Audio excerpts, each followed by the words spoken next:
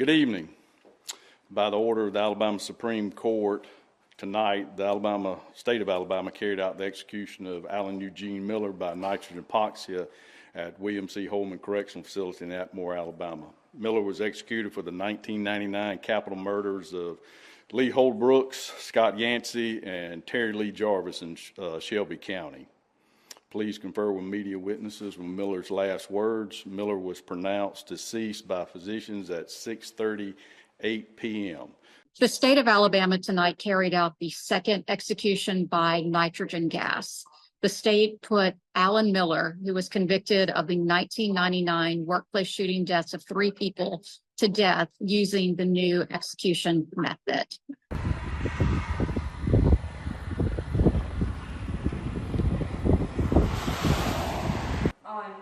After Kenneth Smith's execution, the Attorney General said it was a textbook example of a nitrogen execution. Would you consider tonight a textbook example? Everything went according to plan and according to our protocol. So it went just as we had planned. Approximately how long was the nitrogen gas flowing? 15 minutes. As the execution began, Miller said, "I did not do anything to be in here."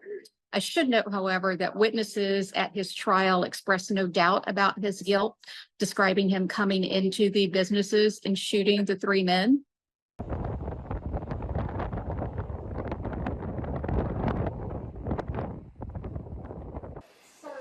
Mr. Miller shook on the gurney for about 2 minutes, similar to how Smith did, but maybe not as long or severe. Was that expected? And is that... Yeah, just like in Smith, we talked about there's going to be involuntary body movements as the body is depleted of oxygen, so that was nothing we did not expect. Miller was strapped to a gurney in the execution chamber.